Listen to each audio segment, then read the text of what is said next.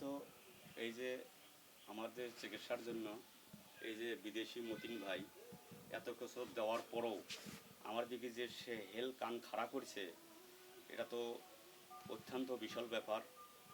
আর এই যে টাকা পাঠাইছে, আমার হাতে টাকা বুঝে দিছে, আমাদের যে এমন ভালো লাগতেছে আর এমন খুশি লাগতেছে, আমাদের ফ্যামিলি গঠনের ভেতরে খুব আনন্দ লাগতেছে। এবং আমার দুর্বল শরীর সুস্থ করে দিল।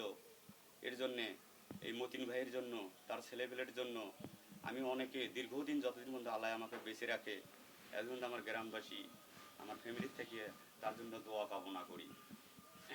এটাই আমার খুব ভালো লাগছে, আনন্দ লাগছে। দাদা আমি একটু সামনের দিকে তাকান, একটু ইয়ে করতে। হ্যাঁ, আপা একটু এদিকে তাকান, আমার দিকে তাকান, দাদা তাকান,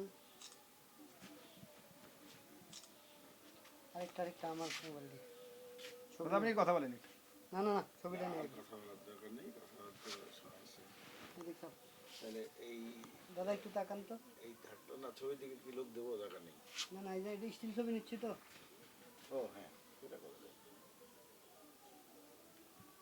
ঠিক আছে। আসসালামু আলাইকুম।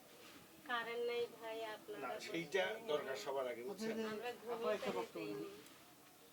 এইটা বুবু, এটা বলেন তো আপনি, আপনি কোন তো, আপনি বলেন তো যে কাল কার